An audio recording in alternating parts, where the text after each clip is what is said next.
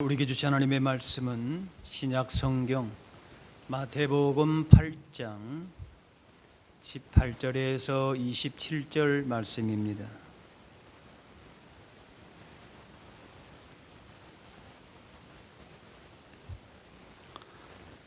예수께서 무리가 자기를 에워싸는 것을 보시고 건너편으로 가기를 명하시느니라.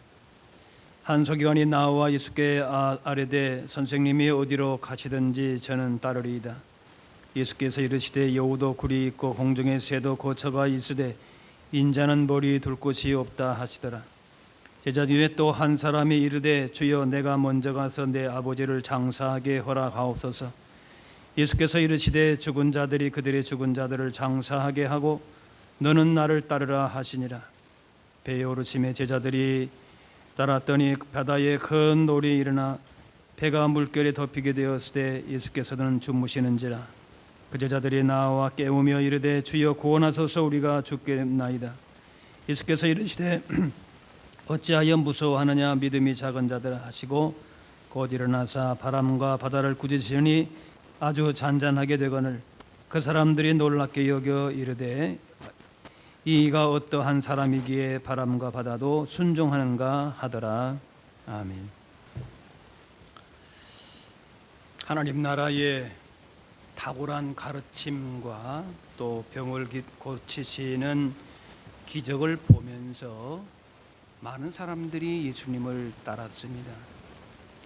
그래서 제자들도 목에 좀 힘이 들어갔고 그들의 앞에 성공과 출세가 보장된 것 같은 그런 생각을 갖게 되었습니다. 그런 제자들에게 오늘 본문 예수님의 행동 말씀은 그들 기대에 어긋나는 모습입니다. 기적을 보고 군중이 예수님을 에워싸니까 그냥 피하고 마는 것입니다. 오늘 본문 18절에 우리가 에워싸는 것을 보시고 건너편으로 가기를 명하셨다. 그렇게 한 곳에 오래 머물지 않으셨습니다. 그렇게 하면은 사람들도 모이고 인기나 권력도 높아집니다. 그런데 주님이 그걸 원치 않으셨어요. 사람의 인기를 얻는 것은 좋은 면도 있지만은 자칫 사람에게 매이고 그렇게 대중의 흐름에 따라가다 보면은 하나님의 뜻에 가기보다는 그저 대중의 사람의 그저 거기에 더 익숙해지고 점차 오히려 세상에 매이게 되는 것입니다. 군중으로부터 권력이 나옵니다. 그런데 그 군중을 피해서 떠나시니까 제자들이 적잖이 실망했을 것입니다. 이 사람들 좀 잘 관리하고 이렇게 좀 뭔가 이렇게 좀 그들의 모인 것에 대한 그들의 요구도 좀 들어주고 이러면 좋을 터인데 오늘 본문의 20절에 여우도 굴이 있고 공중에 새도 거처가 있을 때 인자는 머리 둘 곳이 없다. 이렇게 오래 머물질 않으셨어요. 예수님과 있으면은 대중 관심을 받고 존경도 받고 미래도 보장될 것 같은데 예수님이 자꾸 이렇게 피하시니까 그게 아닐 수 있다는 걱정과 또 두려운 마음이 한 구석에 있었을 것입니다. 어쨌든 예수님의 의도대로 군중을 뒤로 하고 배에 올랐습니다. 해가 지고 어둠이 내리고 또 바쁘고 피곤한 하루를 마쳤으니까 그저 편한 잠을 잤으면 좋았지만은 예수님은 또 급히 배를 타고 호수를 건너가셨습니다. 그리고는 배에 그 딱딱한 나무에 몸을 눕히고 얼마나 피곤하셨는지 배에서 잠에 드셨습니다. 자, 근데 그렇게라도 몸이 좀 쉬면 좋겠는데 곧바로 사나운 파도가 덮쳤습니다. 예수님과 함께 있다 하면은 폭풍도 없어야 할 터인데 오히려 전에 없었던 폭풍이 몰아쳤습니다. 제자 중에 몇 사람은 갈릴리 호수에서 평생을 보낸 사람들입니다. 이 갈릴리 호수는 면적이 170 제곱미터로서 꽤 큰데 그걸 거기 호수를 생업으로 삼던 사람들인데 잘 알고 있었을 것이에요. 그런데 이 파도 앞에서는 어찌할 줄 모르고 죽게 되었다. 이제 큰 소리를 낸 것이 이런 파도는 늘 있던 파도가 아니었습니다. 없던 파도까지 생겨나서 예수님을 따르는 길을 지금 막고 있는 것입니다. 예수님 믿고 부자 되고 출세를 기대하고 마음의 평안을 얻으려는 사람이 있습니다.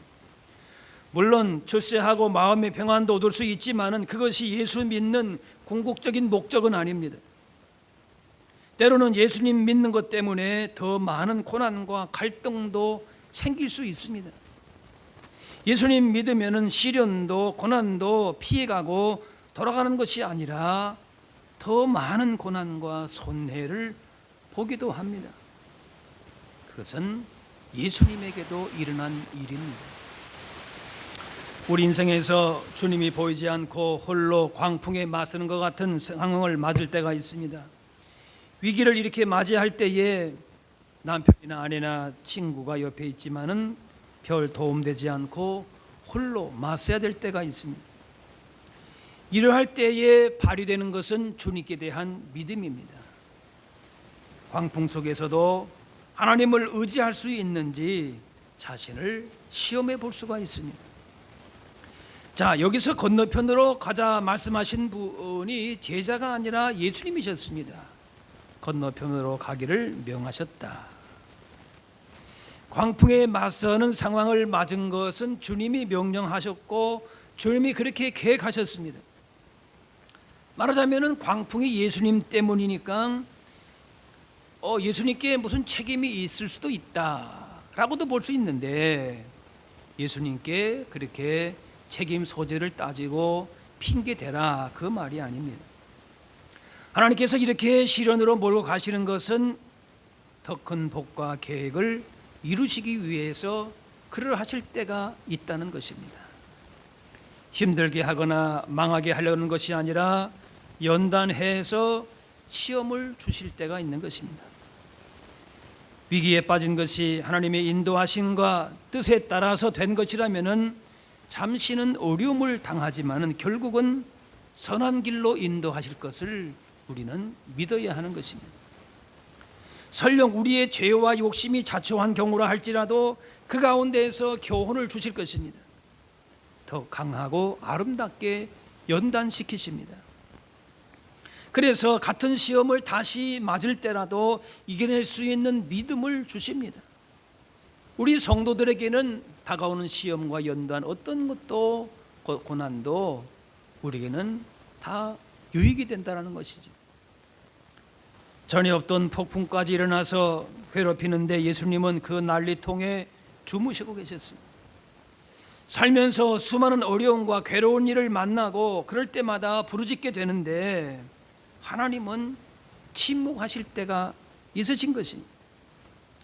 당장 괴로움을 해결해 주시면 좋을 텐데 그러지 않은 경우가 있습니다. 그래서 다윗은 그렇게 고백합니다. 부르짖습니다. 시편 44편에 주여 깨소서 어찌하여 주무시나이까. 일어나시고 우리를 영원히 버리지 마소서. 어찌하여 주의 얼굴을 가리시고 우리의 고난과 압제를 잊으시나이까. 막다른 골목과 같은 인생의 절박한 위기에서 나오는 부르짖음입니다. 좀 그만 주무시고 일어나서 괴로움과 슬픔에서 구원해 주시라는 겁니다. 절망 속에서 터져 나오는 부르짖음인 것입니다. 일본의 작가인 엔도 슈사쿠의 신묵이라고 하는 소설에서 보면은 단지 예수님의 그 초상을 밟으면은 살고 그렇지 않으면은 모진 고문을 받다가 순교를 당하는 그 내용이 나옵니다. 밟기를 거부한 사람은 밀물대에 바다에 묶여서 밀려는 물에 수장되어 가는 장면이 나오기도 합니다. 이 침묵을 원작으로 해서 영화가 얼마 전에 나왔는데 사일런스라고 하는 영화가 있는데요. 그 무대가 뭔가면은 제가 지난주에 일본 교회 탐방을 한 주간 했습니다. 또 순교지를 쭉 이렇게 돌아봤는데요. 그곳에서도 여러 일본 열도에서도 많은 고난이 있었지만 특별히 나가사키라고 하는 곳에서 순교를 당한 사람들이 있는데 1597년 우리나라 임진왜란 정도 되는 때죠. 그때에 우리가 알고 있는 풍신수길 도요토미 히데요시에 의해서 선교사 6명 또 신도 20명이 채용된 곳이고, 또 그 이후에도 많은 사람이 화형과 물고문으로 인해서 채용되는 내용이 그 소설에 나오고 영화에 나옵니다. 거기서 보게 되면은 끊임없는 탄압에 고통받는 포르투갈 신부의 모습을 통해서 인간적인 고뇌의 과정을 묘사하게 되는데 이렇게 말합니다. 절망하고 싶은 유혹이 듭니다. 두렵습니다. 당신의 침묵의 무게가 두렵습니다. 기도하지만 길이 보이지 않습니다. 저는 허공에 기도하는 것입니까? 하나님이 그들의 고통에 침묵하시는 것처럼 보인다라는 것이지요. 임진왜란 후에 이제 정권을 잡은 이 도쿠가와 이에야스가 말하자면 풍신수길 이후에도 이 기독교인들을 처형하게 되는데 그 숫자가 3만 7천 명에 달한다고 합니다. 그 중에서도 나가사키에 있는 운젠 그 온천을 보게 되면은 거기에 뜨거운 온천이 가봤는데 온천이 얼마나 펄펄 끓는지 그 온도가 100도 이상 되는 같은 그런 느낌이 받아요. 그런데 거기서 부모 앞에서 자식이 그 구덩이에 던져지게 되고 몸에 그 물을 붓고 그렇게 해서 고문하다가 죽이는 그런 것이 바로 그 온전 온천이라는 것이, 개종을 거부한 신자들이 그런 곳에서 고문당하다가 던져져서 끝내 순교하는 곳이 있습니다. 예수님이 타고 계신 그 배라도 폭풍을 만납니다. 배가 뒤집힐 듯한 그렇게 흔들릴 수가 있습니다. 예수님을 태웠지만 순풍에 돛달고 달리는 것이 아닐 수 있습니다. 우리 인생의 배도 폭풍과 파도에 흔들리고 위태로울 수 있습니다. 고난의 연속일 수가 있습니다. 그러나 예수님과 함께 그 파도를 헤쳐나가고 고통도 견뎌나가는 것입니다. 예수님이 침묵하는 것 같지만은 그 인생의 배에 예수님이 함께 계시는 것입니다. 그래서 그 영화나 그 소설에 보면은 예수님이 함께 하시는 것을 여러 가지로 그렇게 표현하고 있습니다. 주님이 함께 하시면은 결국은 최후의 승리를 얻게 된다는 것입니다. 믿음을 지켜낸다는 것입니다. 예수님이 바다와 바람을 꾸짖으시니 바람이 그치고 바다는 잔잔해졌습니다. 그 위기 순간에 예수님을 깨워야 문제를 해결할 수 있다. 그거는 그들이 생각을 잘한 것이지요. 그런데 죽게 되었다고 절규하는 제자들에게 예수님은 믿음이 없다고 책망을 하셨어요. 어찌 무서워하느냐 믿음이 적은 자들아. 파도 속에서 두려워할 수가 있습니다. 하지만 그들의 문제는 무엇이었는가? 그 배에 예수님께서 함께 계시다는 걸 알면서도 두려워했다는 겁니다. 이 사건은 제자들이 처음으로 당하는 시련이었는데 이 시련을 통해서 그들이 가야 할 길이 어떤 길이었는가라고 하는 것을 짐작을 했을 것입니다. 예수 믿었다고 해서 다 잘 풀리고 다 잘 나가는 것이 아니라는 것을 알았습니다. 그리고 그 시련을 통하여서 주님을 더 알게 되었습니다. 주님을 더 의지하게 되었습니다. 그 믿음이 더 귀하다는 것도 그렇게 경험하게 된 것입니다. 초대교회 성도들은 엄청난 고난을 겪었습니다. 당시에 로마 제국의 속에서 1년에 한 번 로마 황제 동상에 분향하고 가히 사는 주님이시다 이렇게 말하면서 충성 인증서를 받게 되면은 1년 동안은 별 문제 없이 지냈습니다. 하지만 그리스도인은 가히 사는 주님이시다라고 하는 말을 형식적으로라도 하지 않았고 그렇게 감옥에 들어갔고 화형과 십자가형을 받으면서 복음을 증거했습니다. 그 침묵의 그 영화도 보게 되면은 그냥 그 일본인 관리들이 그래요. 그냥 형식적으로 이건 형식적인 거다. 그냥 밟고 지나가라. 그런데도 안 지나가는 거예요. 그냥 안 밟는 겁니다. 우리나라 천주교 박해 5대 박해가 있습니다. 신유, 신해, 신유, 기해, 병호, 병인 박해가 있는데 이 병인 박해 때에는 프랑스 신부 9명, 조선 신도 8,000명을 고문하고 처형했고 또 산이나 바다로 도망하고 여러 가지 질병으로 죽은 사람까지 합치면 10,000명이 훨씬 넘는다고 합니다. 엄청나게 많은 사람들이 그 5차 병인 박해 때에 순교를 당했습니다. 그리스도인들은 거짓된 신을 버리고 창조주면서 만유의 주이신 하나님을 섬기고 과거의 죄 가운데 살던 생활을 버리고 하나님의 뜻대로 살려고 합니다. 뭐 하나 잘못된 내용이 없지요. 그런데 그렇게 했더니만 예수 믿는다는 것 때문에 고난 받는 겁니다. 다른 이유가 없는 것이 하나님 섬기겠다. 그거 오직 그거 하나 이유예요. 그게 너무나도 애매한, 너무나도 억울한 그런 고난이죠. 그래서 베드로는 이것을 불시험이다. 불가같이 견디기 어려운 시험이다. 단순히 그냥 무슨 시험이 이 순교 당한다는 그것뿐만 아니라 여러 가지로 그것이 굉장히 힘든 거예요. 하나님이 침묵하는 것 같은 상황, 왜 이런 고난이 나에게 있어야 되느냐? 아무 문제도 없는데. 그래서 여러 가지로 참 그 시험이 고난이 어려운 고통스러운 것이 믿는다는 것 때문에 불이익과 고통을 당한다면은 하나님이 개입해 주셔야 될 것인데 고난이 계속됩니다. 하나님은 침묵하시는 것 같아요.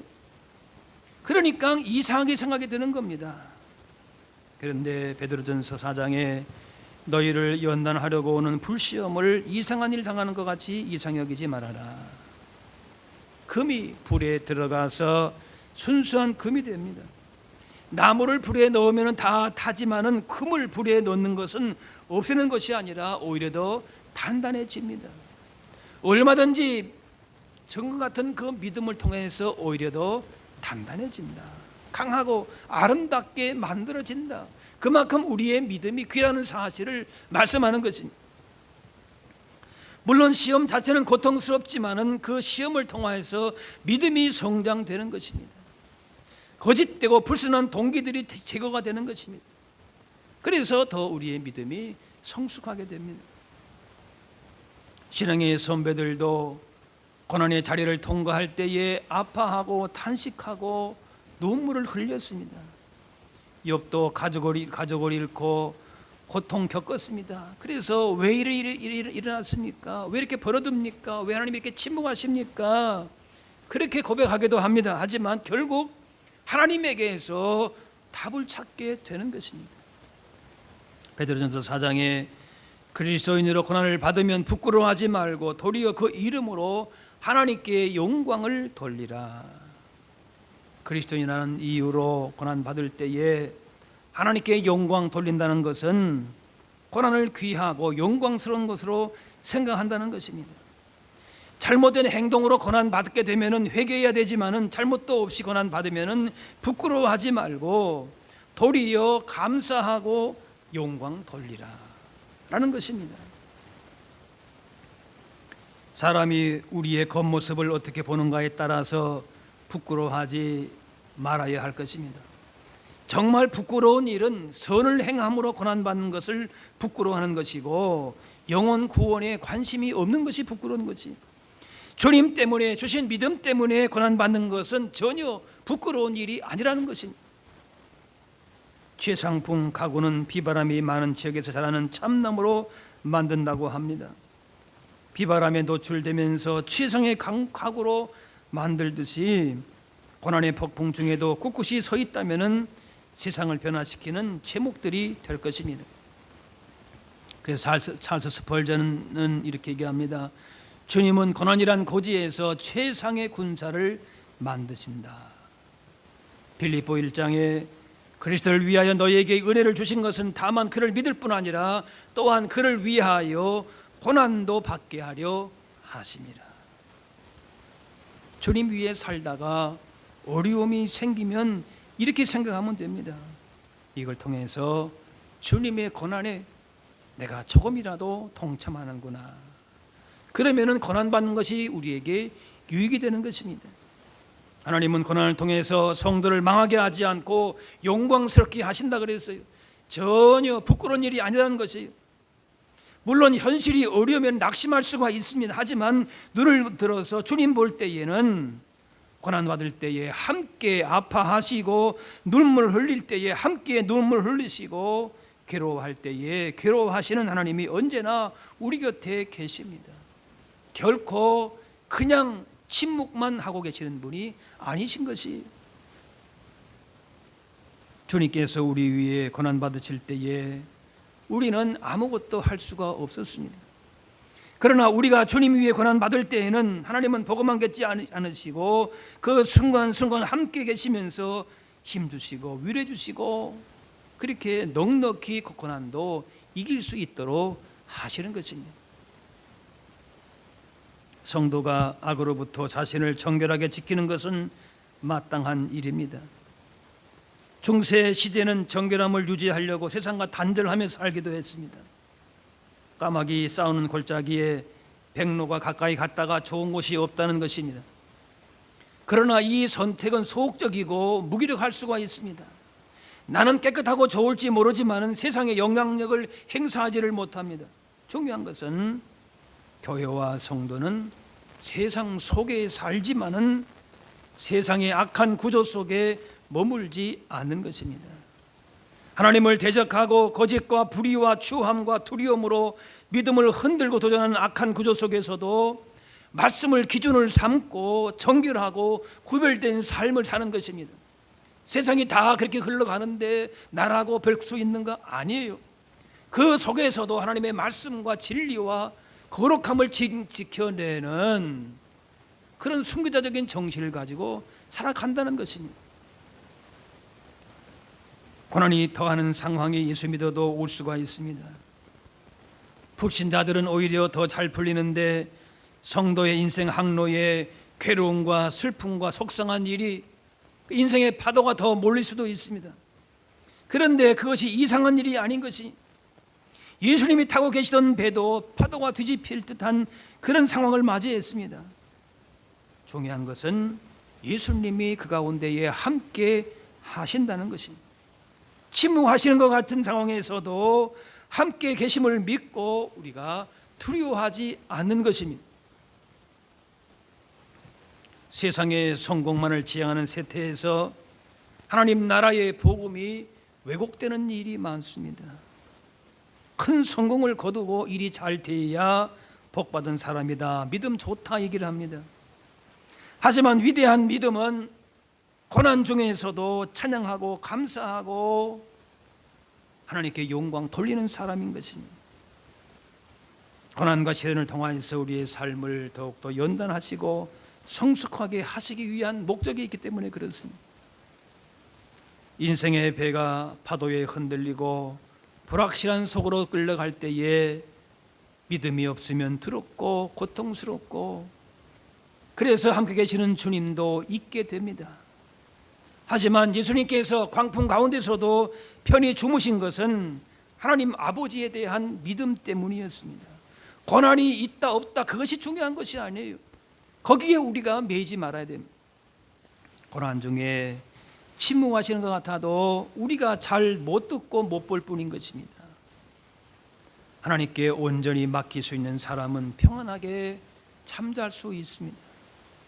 고난 가운데에 연약하고 깨지기 쉬운 우리를 누구보다 더 아시는 하나님이십니다. 그러므로 내 삶을 맡길 때에 고난을 참고 이기는 답이 거기서 나옵니다.